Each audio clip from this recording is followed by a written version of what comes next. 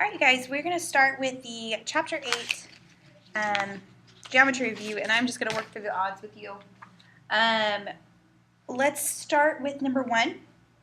Remember, this whole front side is really talking about interior and exterior angle sum and individual angles. Remember, the interior angle sum formula is 180 times n minus 2, and the exterior sum is always 360. And if you want to find each angle, like one angle, you would take the sum and divide by the number of sides that you have. Now remember, you're going to need to know your polygon names based on the number of sides, so that if you read, for example, number 1, find interior and exterior angle sum of an octagon, you need to recognize that an octagon means that the number of sides is 8. And it just wants us to find the sum. Well, the first one I'm going to find is exterior sum, because I remember that's always 360 degrees no matter what I do or what shape I have. And also, don't forget your degree signs. Remember, we always count off for degrees if you don't have them listed. Excuse me. For interior sum, that formula is 180 times n minus 2, where now I know that n is 8, so I'm going to plug that in to get 180 times 8 minus 2. Order of operation says combine what's in your parentheses first, so that would be 180 times 6.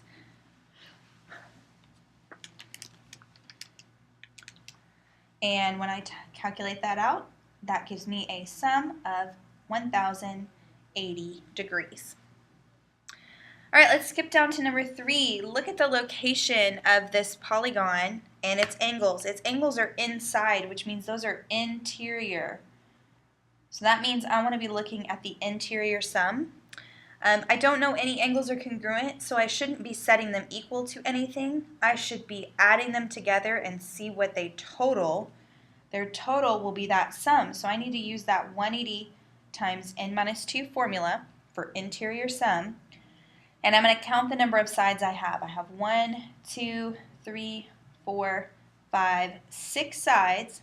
So n in this problem is 6. Remember, a 6 is called a hexagon. If I plug that in, I have 180 times 6 minus 2, which is the same as 180 times 4. 180 times 4 comes out to 720. So that means that all of these angles should add to 720. So I'm going to write a separate equation and say that x plus 105 plus 148 plus 200 plus 198 is going to equal 720. That kind of ran off, sorry. Then you're going to combine your like terms. Those total numbers, x is the only variable, so I'm going to figure out what's left. So I have 105 plus 148 plus 200 plus 98 plus 100, which comes out to 651. And it's still equal to 720. So when I subtract 651, it's going to give me what's left for that last angle x to be, which comes out to 69. Since x is alone in the angle, it is going to have a degree sign, so it'd be 69 degrees. All right, jump down to number 5. Number 5 tells us we have a regular polygon. Remember, when you see regular, that means all equal sides and all equal angles. It says we have 24 sides, which means n equals 24. And we want to find the measure of each interior and each exterior. Remember, we talked about the sum for one angle would be the sum divided by n. So when we want to find each angle or one angle, we want to take the sum and divide by n. So if I want each interior, I'm going to take the interior sum and divide by n. Since n is 24, if I plug that in, I'd have 180 times 24 minus 2 divided by 24. If I keep simplifying that, that would be 180 times 22 divided by 24. When I calculate that, that gives me 165 degrees. The next one asks for each exterior. Well, exterior is still sum divided by n, but the exterior sum is 360. So 360 divided by n. In our case, since n is 24, I'm going to do 360 divided by 24, which comes out to 15 degrees. One thing to notice, you guys, we really didn't have to solve for exterior because one thing we noticed between each interior and each exterior is that they add to equal 180. So I could have always done 180 minus 165 to get that 15 degrees and still been right. You just want to make sure that you're confident in your each interior angle. So, all right, let's look at the next page. Number 7. Number 7 gives us a polygon, and it has exterior angle measures of A, which is 2x, B, which is 3x minus 8, C, which is 60, D is 54, and E is 78. Exterior angles mean that that they should all add to equal 360. So I'm going to write an equation that adds these up. Sum was the first thing they asked us for. Since these are exterior, I know they're going to sum to 360. So I'm going to write the equation that 2x plus 3x minus 8 plus 60 plus 54 plus 78 equals 360. I'm going to combine my x's, which is 5x, and then combine my numbers. So a negative 8 plus 60 plus 54 plus 78 is an additional 184. So if I take that 360 and subtract out 184, I get 5x equals 176. And I'm going to come over here and finish my work. 5x equals 176. I'm going to divide both sides by 5. It is going to give us a decimal, and it comes out to 35.2. Remember, don't judge your answers. You can get decimals, and it's okay. Don't judge those numbers. All right, look at number 9.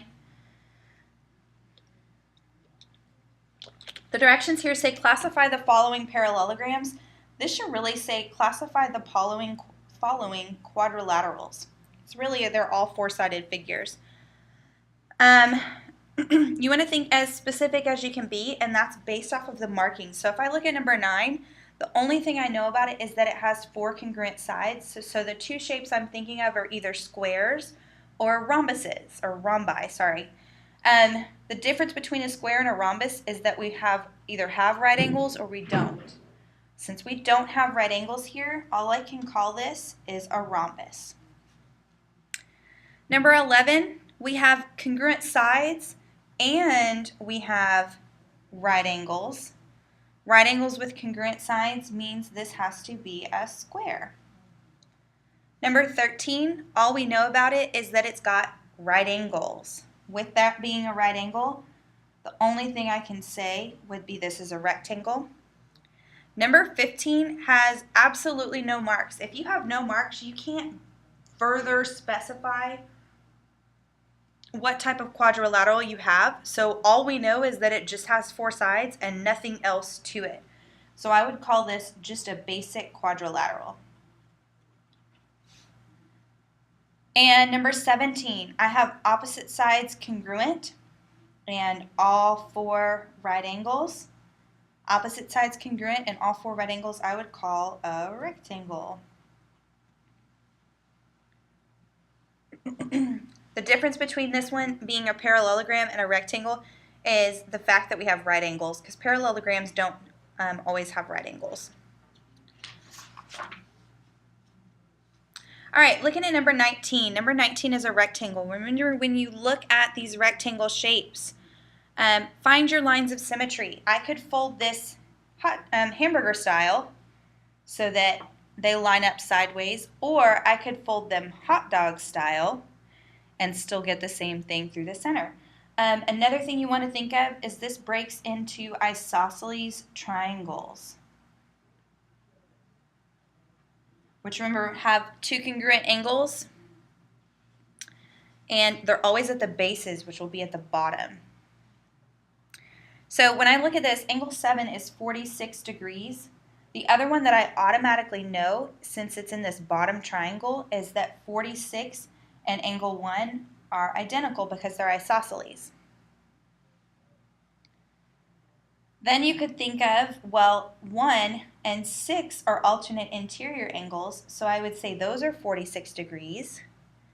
And because 46 and 5 are together in the same triangle, and they're the base angles of that isosceles triangle, 5 is also 46 degrees. So if I look at this top triangle, I need to find 4 next because I don't have any information in the side triangles. One thing I know, since these are a triangle, they're all going to add up to 180. So if I add 46 and 46 and say 180 minus that, 46 plus 46 is 92. And if I take that out of 180, that leaves 88 degrees for angle 4. And one other thing is, since I'm going into the next door neighbors, you always want to look at the 2 angles in the center next to each other because those are supplementary. They're a linear pair. So I'm going to take 180 and subtract out 88, which gives me that 9 is really 92 degrees. And because these triangles are isosceles, 8 and this angle are congruent. So if I take 92 out from 180, that would give me 88 degrees, and then I divide that evenly by 2 angles, make each of these 44 degrees. Another way to figure it out, 44 and 46 are together in a corner. Remember, those should add to 90. So 44 plus 46 do add to 90, so that tells me I'm right. And then I can hop over to the other figure. Let's say we use our line of symmetry. 44 at 8 lines up, when I fold it over, will line up with 3. So those are congruent. And 44 and 2 are also congruent. So I'm going to fill this out. Angle 1 would be 46 degrees. 2 would be 44 degrees. 3 is also 44 degrees. 4 is 88 degrees. 5 and 6 are 46 degrees.